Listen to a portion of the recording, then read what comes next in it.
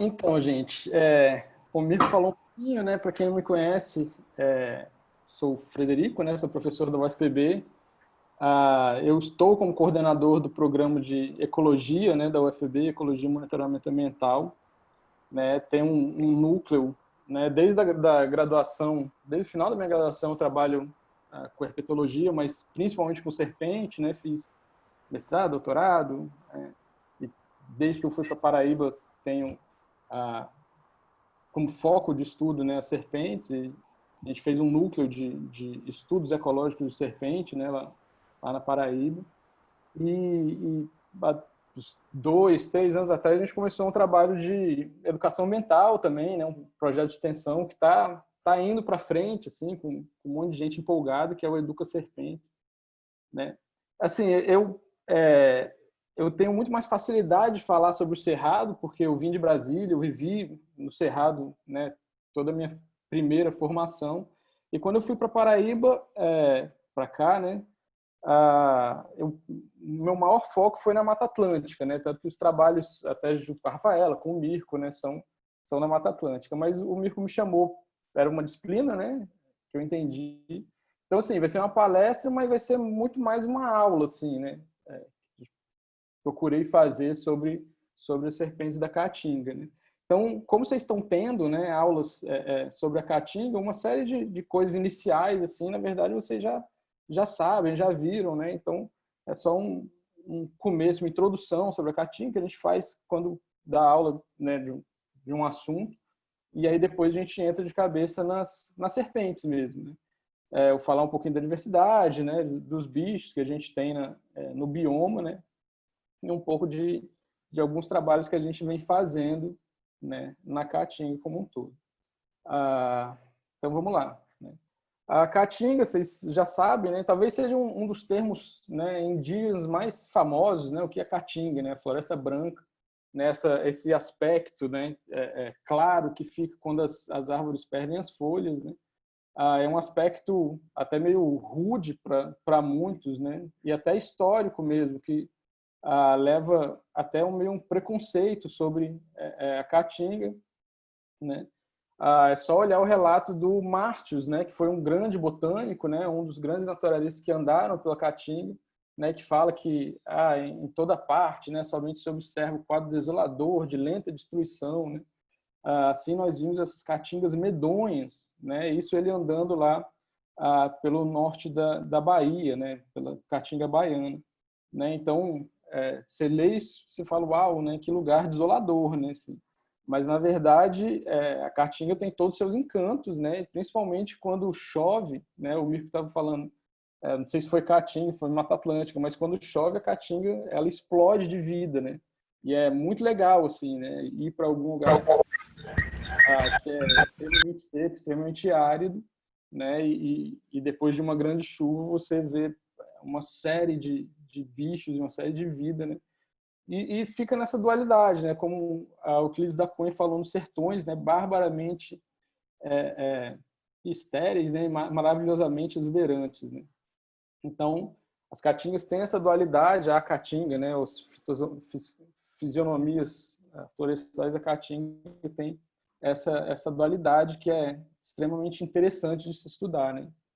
Caatinga já, ah, talvez originalmente, né, pegando o IBGE 1985, né, cobria mais ou menos 800 mil quilômetros quadrados, né, em 9 estados, né, não tinha nenhuma porção da Caatinga no Maranhão, mas em 2017, né, houve uma grande revisão sobre os limites da Caatinga, né, e a Caatinga aumentou de tamanho.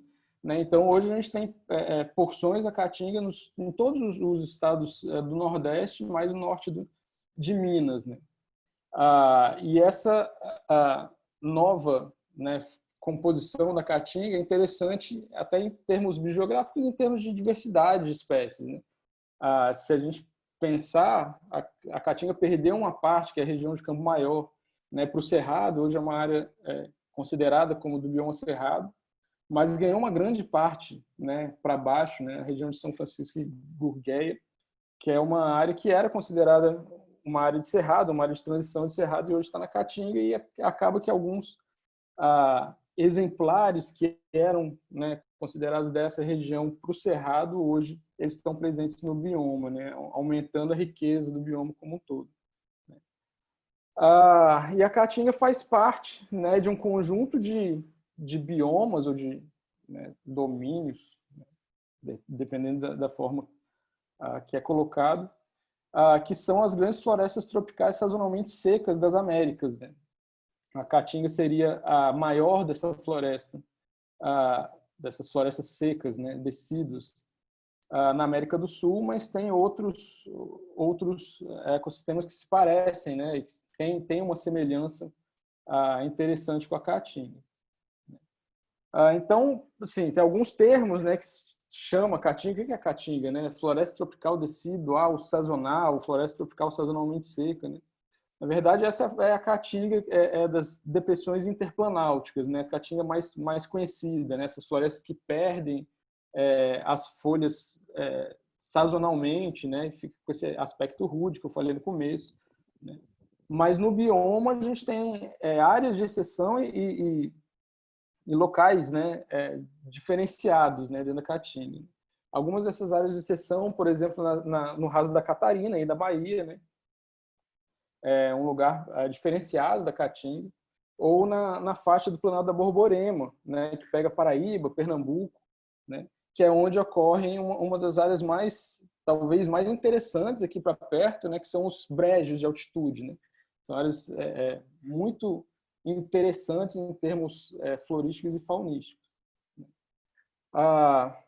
Isso também, né, acho que vocês já viram em algumas outras aulas, né, diferentes fisionomias na Caatinga. A gente tem Caatinga arbórea, clássica, né, de até 20 metros de árvores, Caatinga arbustiva, né, com seus cactais, né, muito cactos, muita bromélia, né, e algumas paisagens de exceção, né, que entram, por exemplo, os brejos, né, Paraíba, Pernambuco, Alagoas, mas também tem brejos no Ceará, né, áreas nos topos de serras, né, que formam florestas que não são sazonais, né. A gente tem regiões parecidas ou com alguma similaridade com o Cerrado, né, por exemplo, no Araripe, na região do Araripe, né, tem os carrascos, o Cerrado mesmo, propriamente dito, né, quase como as savanas amazônicas, né, as áreas savânicas no meio da Caatinga. E tem as dunas do São Francisco, né, que são áreas de extrema beleza, áreas bem diferentes, né, ao longo das margens do Rio São Francisco, alguns pontos, né, na Bahia, e que são áreas extremamente interessantes também, diversidade, uma área de extremo endemismo, né, visto que só ocorrem lá. Clima, né, árido, principalmente, né, temperaturas altas, precipitação baixas, principalmente precipitação imprevisível, né. Então, é diferente. Eu faço a comparação com duas áreas, né, uma que eu vi, que é o Cerrado. O Cerrado é altamente sazonal, né. Então, no Cerrado a gente já sabe que se não choveu, né, em março, em abril vai começar as chuvas, ou vai começar a seca, na verdade, né? Chove até abril, depois para e aí começa a seca. Aí tem até uma chuva normalmente que acontece lá para agosto, né, que a gente chama chuva do caju, né, que é quando chove e os cajueiros florescem. Mas continua seca e aí lá para setembro, outubro, né, começa as chuvas de novo, né? Então tem uma certa previsibilidade, assim, a gente sabe que isso vai acontecer, às vezes, né, varia um pouquinho de um mês para outro, mas o regime, né, de chuvas no Cerrado é bem previsível. Na Caatinga não, né? Na Caatinga tem lugares que, Cabaceiras mesmo, na Paraíba, alguns lugares extremamente áridos que ficam até 5 anos sem chover. Então, você não tem essa previsibilidade e a fauna tem que se adequar a isso, né? E aí, quando chove, tem essa explosão de vida, né? O bioma é banhado por 4 bacias, né, de 2 rios relativamente grandes, né, Rio São Francisco e Rio Parnaíba, né. Mas grande parte dos rios, eles, né, que irrigam essas bacias são rios temporários. E aí volta nas ecorregiões, né? Hoje a gente tem essas 9 diferentes ecorregiões, né? desde 2017, né? Essas regiões, algumas dessas já existiam antes, né, mas tiveram seus limites revistos. O que torna a Caatinga um bioma extremamente interessante para se estudar como um todo, né, porque tem áreas de diferente diversidade, né, que foge um pouco, né, de um tema que era colocado até pouco tempo atrás, né, que falavam também de Cerrado, mas da Caatinga principalmente, né, que era uma região de baixa riqueza de espécies, uma região, né, pobre em espécies, extremamente depauperada, né, pobre em espécies típicas, espécies endêmicas da Caatinga, e que era uma região meio constante, assim, né, que a fauna não se modificava, né, ao longo da Caatinga. Aí hoje a gente já sabe que isso é uma mentira, né? Tem várias regiões diferentes dentro da Caatinga com diversidades diferentes, né? E se a gente passa a falar de diversidade funcional, diversidades filogenéticas, também são diferentes. Sem contar que a Caatinga, né, esqueci de falar, mas é o único bioma exclusivamente brasileiro, né? Apesar de fazer parte desse conjunto de biomas secos, né, sazonais e secos, mas a Caatinga é o único bioma exclusivamente que a gente tem no Brasil. Então, é um bioma extremamente importante, né? E que precisa ser melhor conservado, né? A gente tem um sistema de unidade de conservação na Caatinga que até, se for olhar no mapa, né, é até melhor do que em outros biomas, por exemplo, como a Floresta Atlântica na região Nordeste, por exemplo.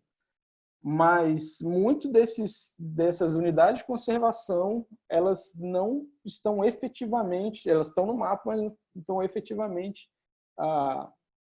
protegidas, né? Então a gente fez um trabalho que eu até vou falar mais tarde, né? Um trabalho coordenado pelo professor Adrian Garda, né, da UFRN, que a gente coletou em várias unidades de conservação da Caatinga, e a gente pode perceber que algumas são áreas assim, bem importantes, mas que assim, você não tem um limite mesmo, assim, a gente nem sabia se estava dentro da unidade ou se estava fora da unidade, né? E são áreas de altíssima riqueza, áreas extremamente importantes para a conservação da fauna da Caatinga como um todo. Bom, passando essa primeira parte, né, inicial, né, introdutória, que vocês já viram em outras aulas, né, a gente começa a falar mesmo de herpetofauna e principalmente de serpentes, né? Como que foi o conhecimento, né, da fauna de serpentes como que a gente chegou ao conhecimento da fauna de serpentes que a gente tem até hoje em dia, né? Eu sempre gosto de falar um pouquinho de um histórico, assim, né, de ter procurado, eu gosto de história um pouquinho, né, e procurado ver quem foram os caras que foram, né, trabalhando nas áreas, né, e coletando material para que a gente hoje tivesse, né, o conhecimento da diversidade. Então, a Caatinga, diferente, por exemplo, do Cerrado, da Amazônia, foram áreas, né, intensamente amostradas, né, por naturalistas e vários pesquisadores ao longo de vários anos, né, ou até pega naturalistas ao longo de vários séculos, né, a Caatinga ela meio ficou colocada meio à parte, assim, né? Então não foram muitos naturalistas que andaram pela Caatinga, né? Alguns naturalistas vinham até na costa brasileira, né? Andavam na Mata Atlântica, onde eles chegavam, mas aí adentravam, por exemplo, para o Cerrado e chegavam na Amazônia, né? Margeando a costa brasileira, né? Mas a Caatinga tem toda a sua importância porque talvez o primeiro tratado que a gente tem sobre história natural, né, do Brasil, né, de bichos e plantas, né, nacionais, foi uma área de transição, né, entre Mata Atlântica e Caatinga, Mata Atlântica e Nordeste e Caatinga, né, que é o História Natural Brasílica, né, um trabalho, né, feito pelo Margraf, pelo Piso, né? Tem até uma discussão quem foi realmente o cara que escreveu, mas a gente coloca os dois. Quando os holandeses invadiram, né, a capitania de Pernambuco, que não era só Pernambuco, Paraíba, né, Rio Grande do Norte, né, e trouxe esses naturalistas para fazer um levantamento do que tinha aqui, né? Então, eles coletaram material, eles descreveram, né, alguns bichos, nem que seja anedoticamente, né? E alguns desses bichos são bichos da Caatinga, eles publicaram, né? Existe esse livro de História Natural Brasil, que fala um pouco dessa fauna, né, presente na Caatinga, na Mata Atlântica do Nordeste, na Caatinga. Né? Então, tem trechos, por exemplo, né, tá falando de cobre, tem trecho da jararaca, né, curta, serpente, rara, sede, meio corvo, suas picadas venenosas não apresentam sintomas e tal. Tem uma série de relatos bem interessantes, né, sobre os bichos que a gente vê nessas áreas. Alguns outros naturalistas que vieram no Brasil, até mesmo antes de 1808, né, antes da família real portuguesa vir para o Brasil, infelizmente não andaram pela Caatinga. Né? Um deles, Alexandre Rodrigues Ferreira, foi um brasileiro, o primeiro naturalista brasileiro que foi para Portugal, depois veio para o Brasil, antes da família real vir, mas não andou pela Caatinga. E aí chega 1808, que é o ano chave, assim, que eu considero, né, a gente considera para realmente a descoberta de história natural no nosso país, né, que é o ano da vida da família real portuguesa, né, e aí os seus eventos consequentes, né, vem a família real, teve a abertura dos portos, as nações amigas, né, então a partir de 1808, então vários naturalistas, por exemplo, ingleses, puderam vir, um deles o Darwin mesmo, né, aportar no Brasil e ter conhecer a fauna brasileira. E a vinda da Imperatriz Leopoldina, né, que não só veio, né, se casar com Dom Pedro e tal, mas era uma pessoa que adorava história natural, adorava vida natural, né, adorava passarinhos, por exemplo. Né? E com ela veio um conjunto de naturalistas, né? Ela queria conhecer o que estava vindo para o Brasil, queria conhecer o que existia aqui. E aí dois desses, né,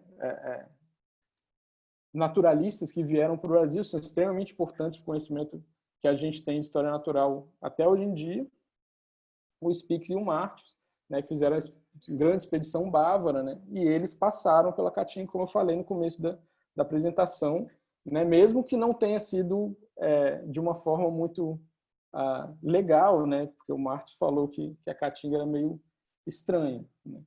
Mas eles coletaram bastante material, e um outro alemão naturalista extremamente importante, né, para o conhecimento de serpentes que a gente tem, né, no nosso país é o Wagler. Né? O Wagler pegou muito material levado pelo Spix, né, na expedição bávara, e identificou esse material, né? Descreveu as espécies. Né? Então, a Botrops leucurus, por exemplo, né, espécie da Mata Atlântica, mas que tem áreas da Caatinga, cascavel, né, espécie de ampla distribuição, a boipeva, né, a Waglerops também, de ampla distribuição, foram alguns dos bichos que foram descritos pelo Wagler. Né? Então, depois disso, assim, a Caatinga meio que ficou por muito tempo relegada. É logo que tiveram alguns trabalhos assim de descrições de espécies, né? Por exemplo, a Lioheterophis ering, espécie icônica, assim, que a gente nem sabe se é uma espécie ou não, mas assim, pontualmente algumas espécies de serpentes, né, foram sendo descritas, mas nenhum grande trabalho assim com serpentes da Caatinga foi feito até a década de 70, né? Década de 70, então o Vanzolini começou um grande projeto na Caatinga, né, a Caatinga árida, a Caatinga de Exu mesmo, né, e que resultou, né, num livro, um dos livros mais icônicos que a gente tem da herpetologia brasileira, que é o Répteis das Caatingas. Né. Esse livro é um livro clássico, eu acho que todo aluno deveria, de alguma forma, pegar e ler esse livro. A forma como o Vanzolini descreve os bichos, né, a forma como ele apresenta, né, os lagartos, as anfibianas, as serpentes, é muito legal, assim, né, faz parte da nossa história, né, herpetológica. Né. E no livro, né, o Vanzolini e o Lauro, eles descrevem 25 espécies para Caatinga. Foi a primeira grande compilação, né, de uma comunidade de serpentes, ou de uma diversidade de serpentes na Caatinga. O Lauri, né, o Lauri Witt, ele veio, na verdade foi uma bolsa que o Vanzolini conseguiu, e o Lauri veio para trabalhar na Caatinga mesmo, ele morou em Exu por alguns anos, se não me engano foram 3 anos. Né? Eu tive a sorte de conhecer o Lauri pessoalmente, assim, na época que eu estava no mestrado, no doutorado, eu pude trabalhar com o Lauro em alguns projetos, né, no Cerrado, na Amazônia também. E o Lauro tinha várias histórias sobre a caatinga, era muito, muito interessante, assim, porque falava que era extremamente árido, né, esse momento que ele ficou lá em Exu, era, na época, né, extremamente pobre a região, assim, mas aí ele ajudava os meninos que coletavam os bichos junto com ele, né? Ele ia atrás de ameiva, que era fácil, mas ia atrás de vários outros bichos. E uma coisa que eu lembro dele falar, assim, que pô, era muito seco, né? E tinha falta d'água. E pô, ele ficava no campo lá, né? Imagina, o cara veio dos Estados Unidos, ficava no campo, e às vezes passavam 5, 6 dias sem ter água, né? Sem o caminhão-pipa passar lá com água, assim, e coletando no sol o dia inteiro, né? Ele fala que ele teve algumas sequelas disso, né? Alguns problemas na pele e tal, né? Até mostrou para mim, para Daniel e tal. E ele falou que depois disso, beleza, ele voltaria no Brasil, mas iria para lugares mais amenos, né? Então ele passou a trabalhar mais na Amazônia, no Cerrado e tal, com Guari. Mas ele falava, pô, com muito carinho, assim, de uma forma muito, muito interessante sobre a caatinga, assim. Na época eu não conhecia, assim, eu tinha vontade de ir e tal. Mas, de qualquer jeito, né, em 83 ele publicou um dos primeiros trabalhos reais de ecologia de uma comunidade de serpentes no Brasil. Reais, outros trabalhos, obviamente, de ecologia de serpentes já tinham sido feitos no Brasil. Você tem o trabalho clássico do Vanzolini, em 1948, com o Cerrado de São Paulo, né? Mas o trabalho do Lauri mudou um pouco a concepção de trabalhos com serpentes, que eram muito mais descritivos, né? E ele passou, o trabalho do Lauri, ele testa hipóteses, né? Ele testa hipóteses morfológicas, ele queria saber se as espécies na caatinga tinham, né, uma variação morfológica como tinha em outros lugares abertos, por exemplo, na Austrália e tal, né? Então ele usou análises morfológicas para descrever a comunidade, né? Ele não encontrava, por exemplo, cobras fossoriais, ele testou, mesmo que descritivamente, né? Ele falou de uma hipótese sobre uma competição com mamíferos, né? Que poderia ter levado a uma extinção, por exemplo, dos bichos fossoriais naquele lugar que ele estava. Então também é outro trabalho assim que mudou um pouco, né, a concepção de que a gente conhece, né, e a forma de se trabalhar com ecologia, né, esse trabalho de 83. E esse, então, todo mundo que trabalha com cobra tem que ler e reler várias vezes, que é um trabalho extremamente importante, né, para a história de serpentes do Brasil, não só da caatinga, como do Brasil inteiro. Depois desses trabalhos, né, e aí, obviamente, os trabalhos foram sendo feitos, o Lauro publicou trabalhos com filódios, outros trabalhos com cobra, mas aqueles dois são os mais clássicos, assim. E aí chegou em 2005, né, outros pesquisadores trabalhando na caatinga, o Miguel, né, da USP foi um deles. O Miguel é interessante, ele foi professor daqui, né, da UFPB por um tempo, ele foi o cara que começou a coleção herpetológica da UFPB, coleção que está com o Daniel hoje em dia, né, o Daniel e o Gustavo. E o Miguel, ele coletou bastante nas dunas de São Francisco, né? Então o cara conhecia bastante o bioma. E aí ele fez um grande compêndio em 2005 no livro da Caatinga, e ele listou 52 espécies de cobra, ou seja, já duplicou, né, a quantidade de cobras que tinha para a Caatinga. Pega da lista do Vans, que era uma lista mais local, para uma lista agora mais regional. Em 2007 saiu um trabalho do Marco, né, um livro, né, e o Marco Freitas, acho que vários de vocês conhecem também, é um cara que faz muitos livros, né, muitos guias, muitos livros, trabalha demais em campo, assim, e ele fez uma nova, né, pelo menos no livro dele, ele lista, né, mais espécies para caatinga, né, então nesse herpetofauna das caatingas e áreas de altitude, né, ele listou 71 espécies, né. A diferença das 52 para essas 71 espécies, na verdade, está nessas áreas de altitude. Na verdade, o Marco usou mais espécies, por exemplo, nos brejos de altitude, né? Espécies que não eram consideradas da caatinga. Né?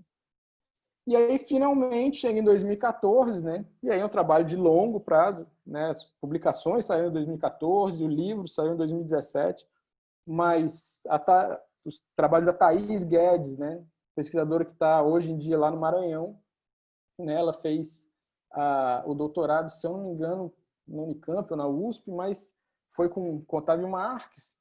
Aí eles fizeram, então, um grande apanhado, né, sobre a diversidade de serpentes da Caatinga. Foram muitos museus, tanto no Brasil quanto fora do Brasil, né? Fizeram um trabalho muito bacana, assim, de levantamento das serpentes da Caatinga, de biogeografia, de vicariância, de endemismo, né, das serpentes da Caatinga.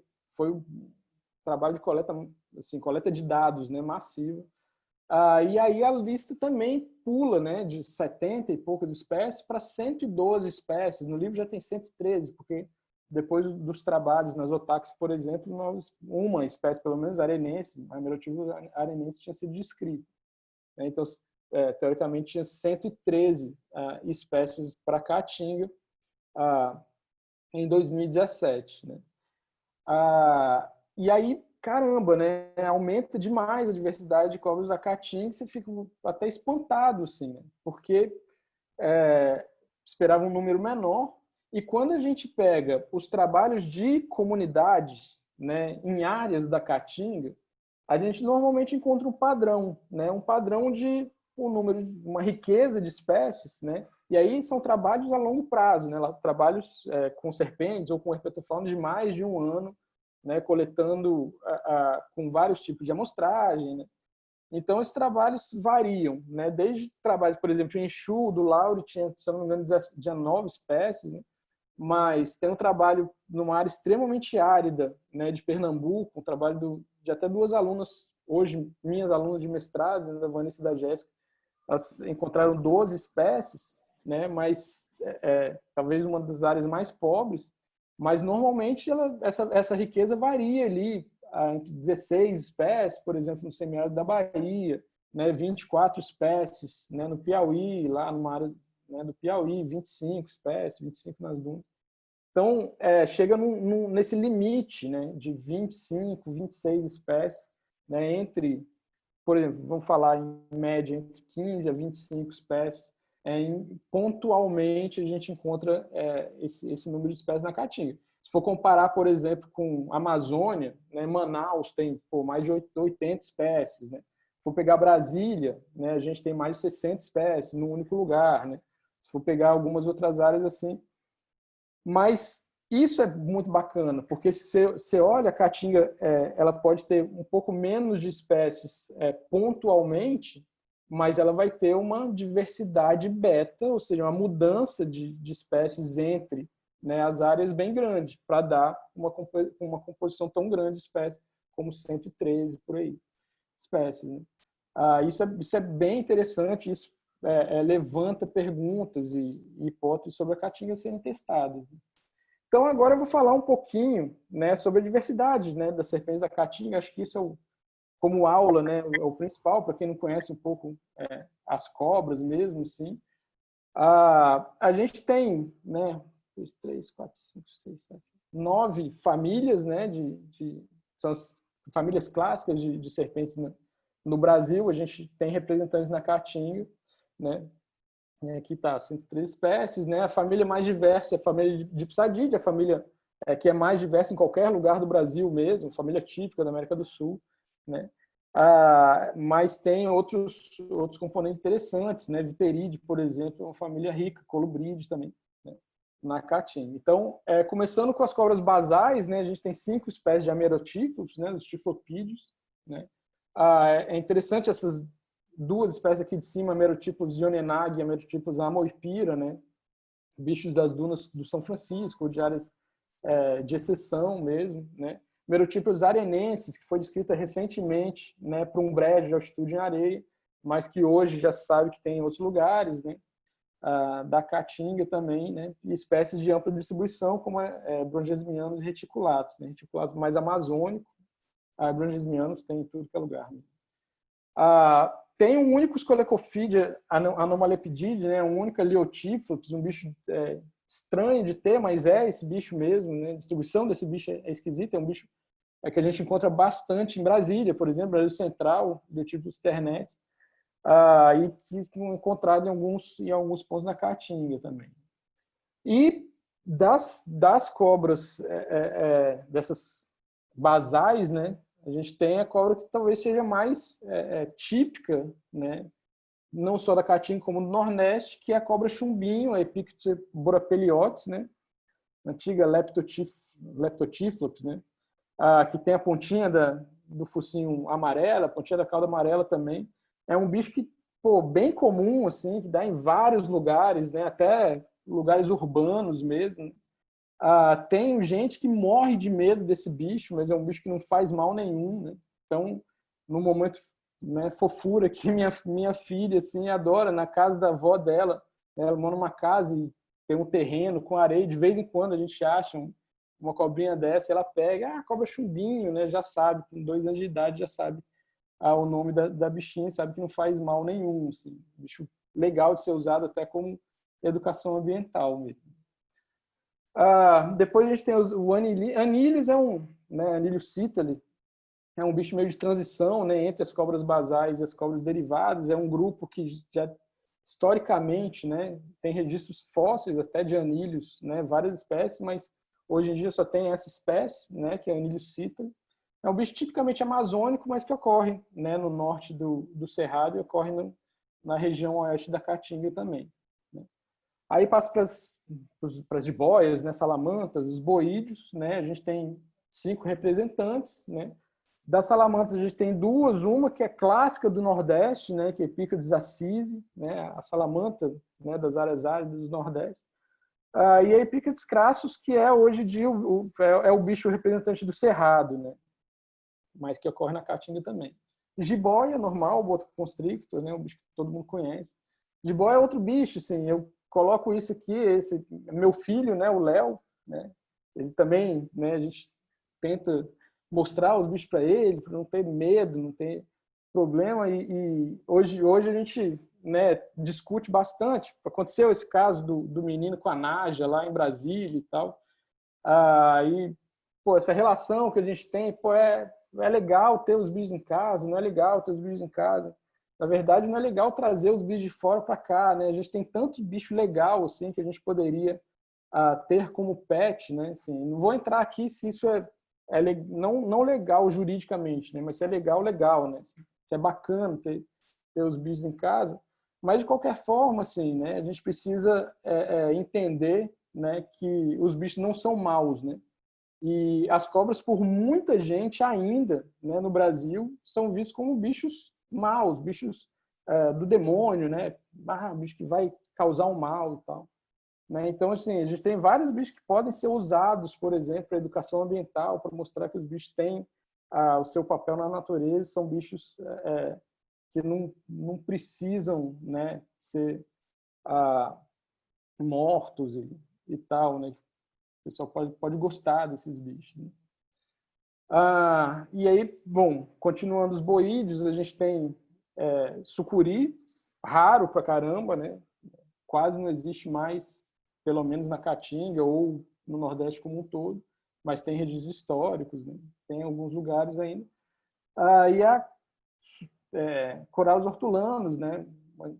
Desses boídeos bem arborícolas, que é estranho, né? Que parece ser um bicho bem florestal, mas que ocorre em áreas bem áridas, assim. Aí a gente tem os bichos mais que sobem em árvore, né? Os colubrídeos. A gente tem 5 representantes das quirônios, né? São esses bichos com a cauda bastante longa, cobras típicas, né? Cabeça destacada do corpo, olho bem grande, né? Comem anfíbios, né?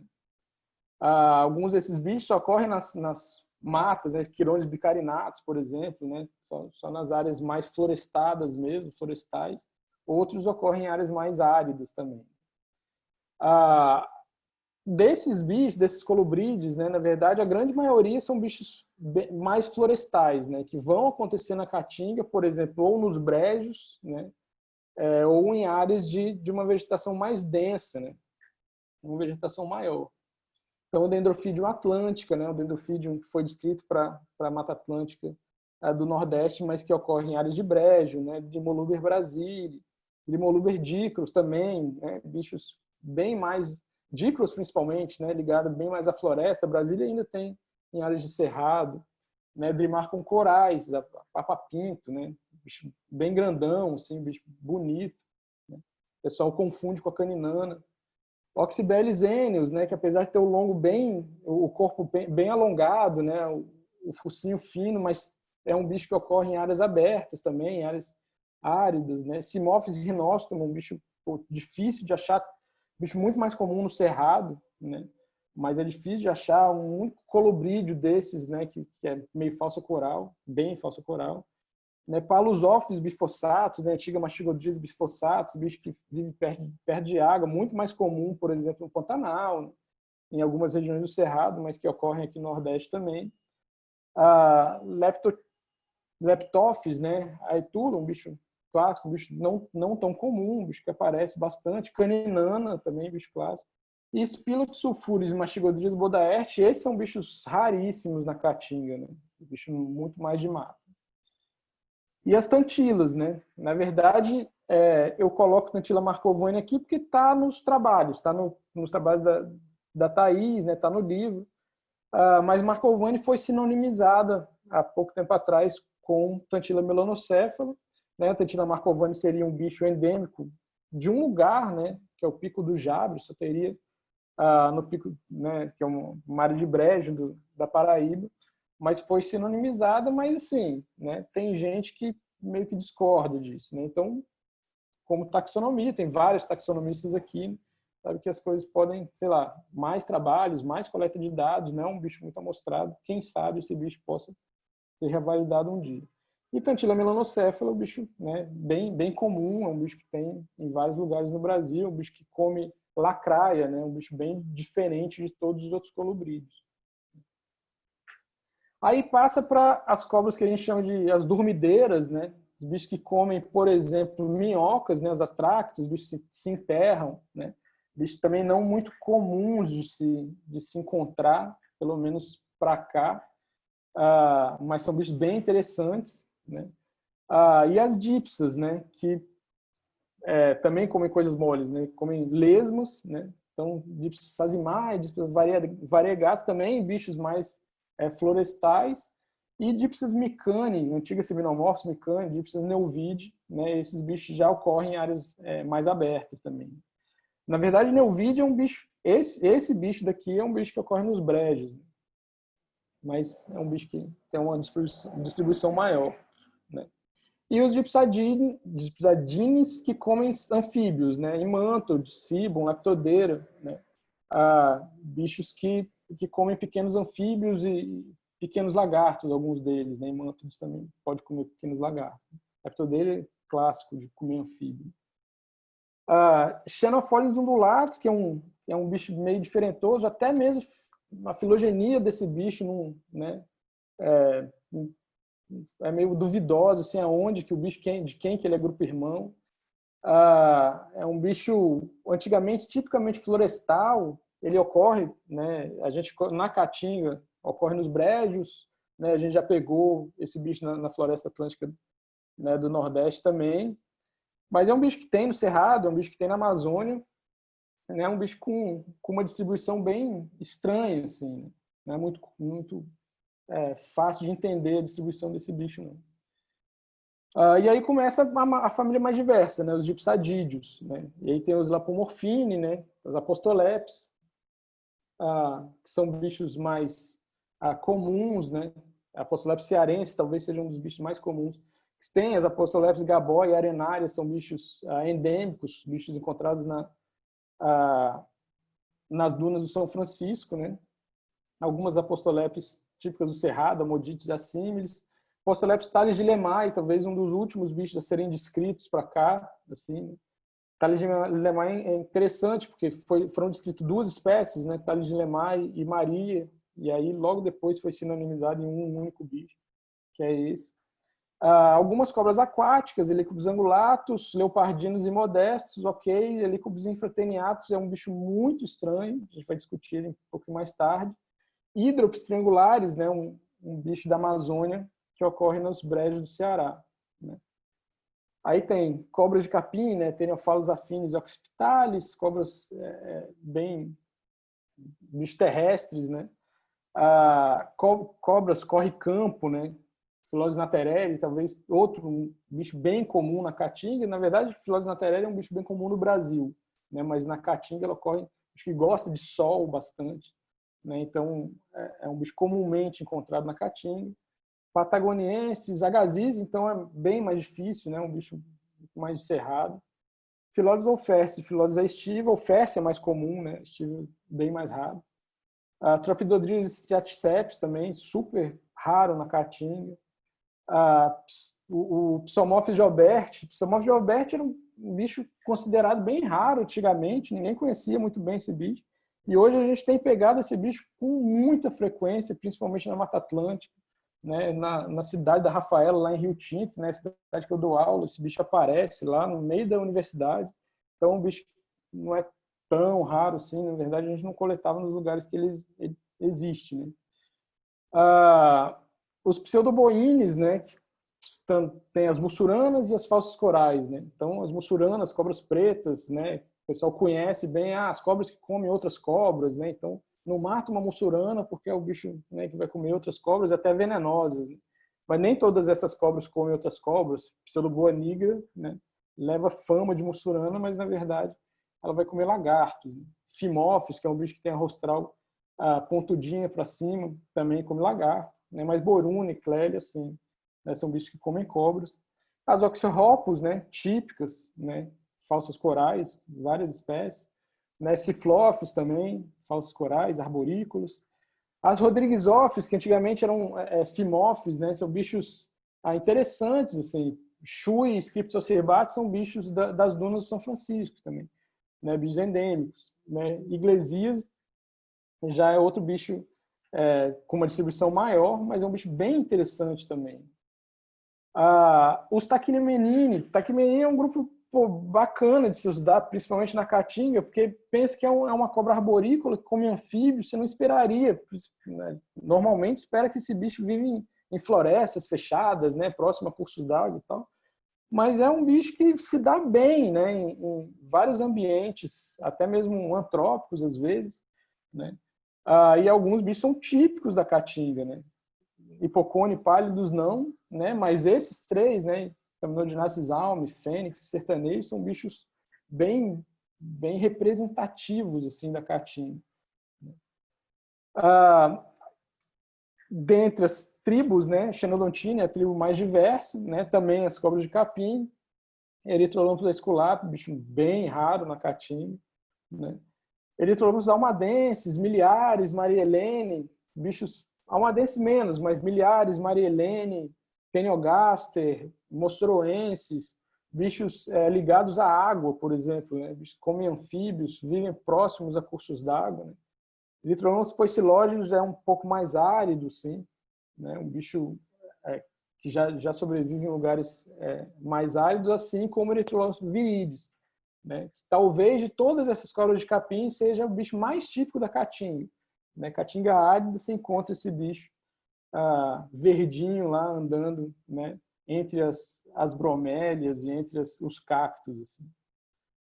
E tem esse bicho, né, que é Lioterophis eering, que é um bicho super interessante, né, descrito na década de 40, se eu não me engano, baseado em um exemplar, né, de Campina Grande, aqui na Paraíba, né, e que muita gente suspeita, né, que seja um filhote de Liophis poecilódeos um pouco diferente, né, uma variação de um indivíduo, mas que foi descrita como uma espécie, né? Então, bicho que a gente ainda existe, está na lista do Brasil e tal, mas é um bicho que a gente tem que ficar meio com o pé atrás, né? Não sabe. Por exemplo, esse bicho da foto aí é um filhote de Liophis poecilódeos, Erythrolampus poecilódeos, mas com um padrãozinho meio de Lioterófis. Ligophis, né? Também bicho racer, né? Com essas linhas longitudinais. Um bicho típico do Cerrado, que é Paucidens, mas que tem na Caatinga, outro bicho. Ligophis de lepis já é mais comum no Nordeste. Xenodon, né, chatadeira, boipeva, né, o bicho que come sapo cururu, né, clássico, né, um bicho que a gente tem aqui, Xenodon merrene. Xenodon natereri também é um bicho mais comum para o Cerrado, mas que tem em algumas áreas da caatinga. Finalmente, a gente tem as micruros, né, os elapídeos. Acho que eu já estou me estendendo muito tempo, vou passar um pouco mais rápido. As corais verdadeiras, né? Tem 4 representantes para a caatinga, e os viperídeos e as jararacas, né? Os bichos mais verdadeiros, venenosos, né? A Bothrops atrox, né? Muito mais comum na Amazônia, Bothrops jararaca na Mata Atlântica do Sudeste, Bothrops leucurus na Mata Atlântica do Nordeste, mas a caatinga, pela posição geográfica dela, recebe indivíduos, né, dessas espécies. Bothrops erythromelas, típica da caatinga. Luteus também, bem caatinga. Né? Neuvídeo já mais difícil. Bothrops mugine, mais cerrado. Né? Láqueres, né, que tem registros históricos, mas a gente encontrou bichos até pouco tempo atrás em brejos. Né? Em areia, por exemplo, é um brejo de altitude, teve um registro de surucucu, né? Então, bicho que tá ali dentro do domínio, né, da caatinga. E cascavel, né, bicho clássico de áreas abertas. Né? Então, deu para ver, né, uma variação de seres da caatinga. A gente encontra alguns padrões ecológicos, por exemplo, nas áreas mais abertas, de solo arenoso, a gente encontra os bichos mais fossoriais, como a Postolepis, né? Como as Amerotíflopes, né? Aí as áreas um pouco mais fechadas, mais áridas também, né? A gente encontra os bichos mais terrestres, né? Como as corre-campo, né? Phyllodes perenne, né? Em áreas, né, um pouquinho mais fechadas, né? Com corpos d'água e tal, que vão ter anfíbios, a gente encontra, por exemplo, as Taminodinastes, né? Então a gente consegue encontrar padrões ecológicos dentro das comunidades da Caatinga, né? Quando a gente estuda uma comunidade. Então, quando a gente olha a lista da caatinga, tem algumas coisas que, né, diz, mas esse bicho, pô, tá na caatinga, é da caatinga, não, né, é estranho, assim, gera alguma estranheza, né? Mas, principalmente, a meu ver, né, o que acontece, sim, a posição geográfica da caatinga, né, tem, né, seus limites, né, próximo, né, ali no Maranhão, não tem limite com a Amazônia, mas que recebe influência amazônica, né? Em algum momento, né, as florestas já foram conectadas lá em cima. Então, por exemplo, o Ceará, nos brejos de altitude, tem alguns componentes tipicamente amazônicos. A relação com o cerrado é típica, né? São 2 áreas abertas, né, né, compartilham uma série de espécies. E a relação com a Mata Atlântica do Nordeste, a Mata Atlântica do Nordeste é uma floresta atlântica litorânea, mas muito mais aberta, né, que recebe componentes também de áreas abertas e que tem, por exemplo, áreas abertas como Restinga, né, os tabuleiros. Né? Então, acaba tendo essas similaridades. Né, assim. Tem essas áreas de exceção como os brejos. Né? Então, nos brejos de altitude, a gente fez um trabalho que saiu até esse ano, mostrando para cobras. Né? Os brejos de altitude têm uma similaridade muito maior com as áreas de Mata Atlântica do que com as áreas de Caatinga. Né? Então, apesar dos brejos estarem dentro, né, daquela definição geográfica da Caatinga e fazerem parte, né, de uma região biogeográfica da Caatinga, mas os brejos eles são áreas similares, né, pelo menos em termos de cobra, muito mais similares com a Mata Atlântica. Você encontra láqueos, você encontra Bothrops leucurus, né, Drimoluber dicrus. Alguns bichos considerados até às vezes endêmicos de cerrado ou típicos de cerrado, Bothrops mugine, Picrotis crassus, eles ocorrem em algumas partes da caatinga, principalmente depois, né, da ampliação de São Francisco Gurgueia, né, que pegou o componente cerrado, né, e trouxe para a caatinga. Então esses bichos, sim, eles estão, apesar de serem típicos do cerrado, né, eles ocorrem na caatinga. Alguns bichos da Amazônia, a mesma coisa. Como eu falei, hidrópicos triangulares, Oxyhorus melanogenes, né? Pega a distribuição dos bichos, é altamente amazônico, mas está lá, né? Em alguns pontos da caatinga que tem uma similaridade. E alguns bichos são estranhos mesmo, assim.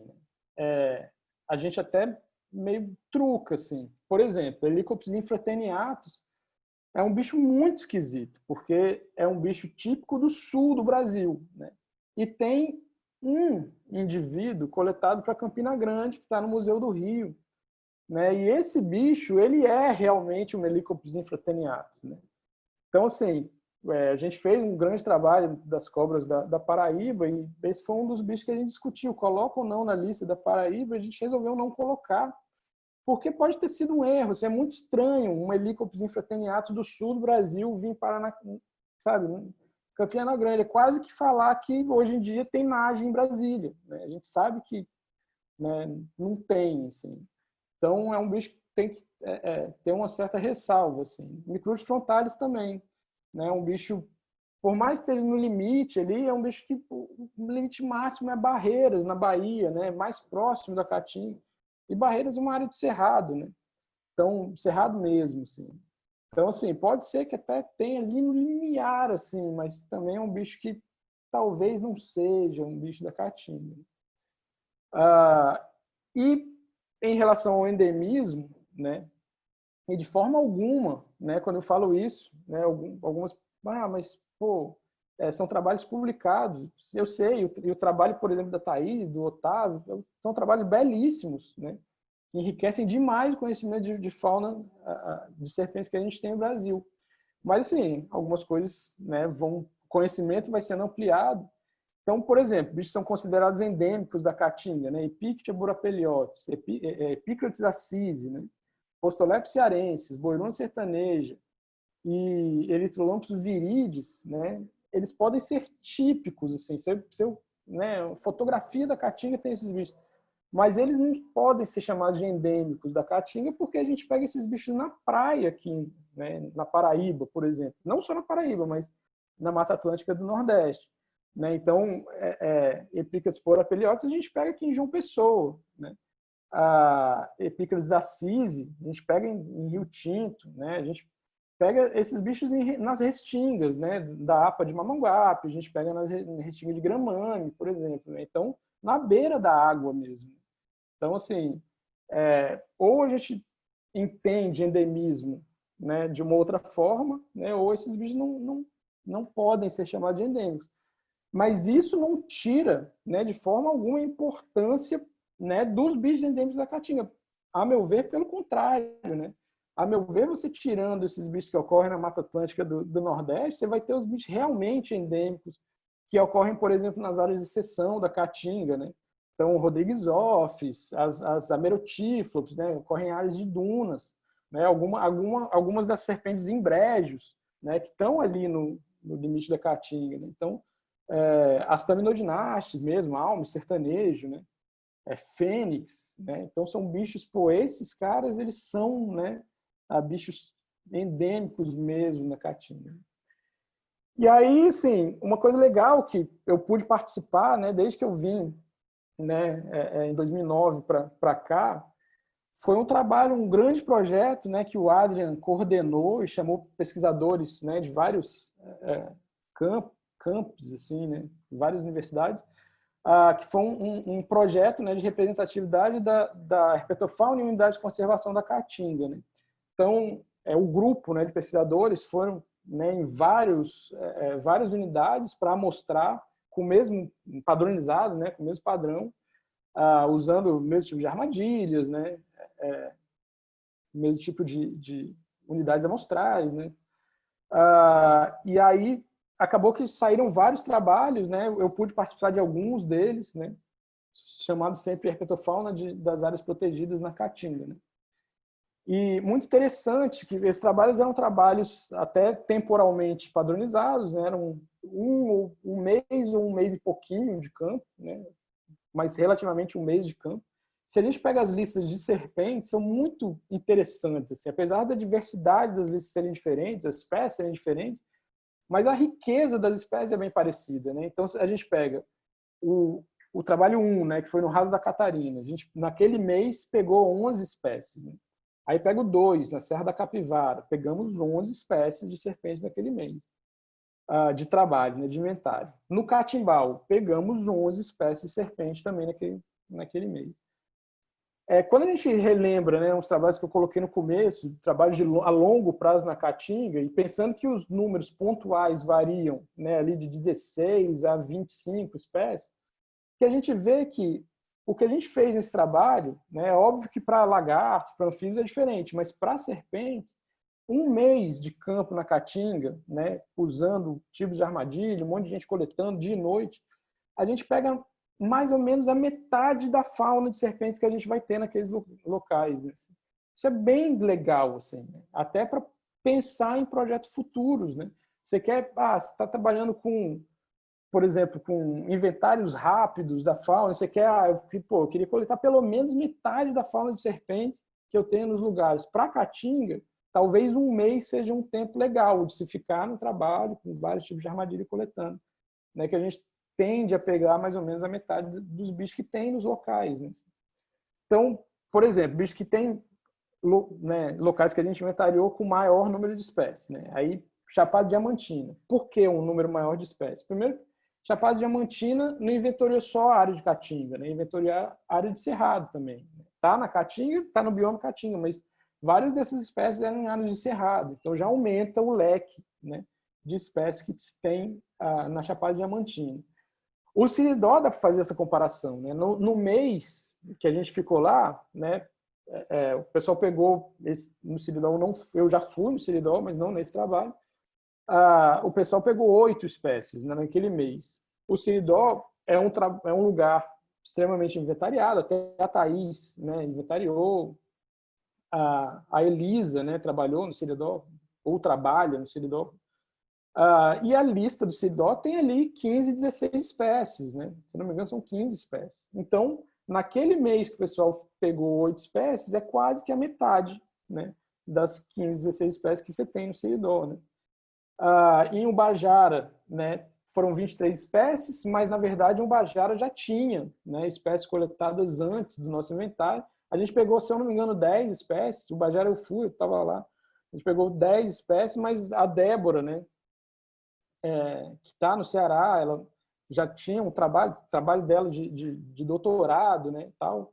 E a Diva também já coletava, e um monte de gente, né, assim, já tinha coletado em Ubajara.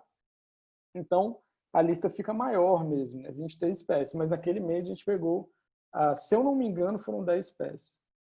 E em Aiuaba também, né, no mês, né, que o pessoal foi coletado 9 espécies, mas a lista maior de Aiuaba tem 17. Né? É bem bacana a gente pensar nisso. Assim. Um outro trabalho que eu pude participar, né, na verdade eu orientei um aluno do Gustavo, né, que fez diversidade funcional, filogenética das cobras da Caatinga. Né? Esse trabalho não saiu ainda.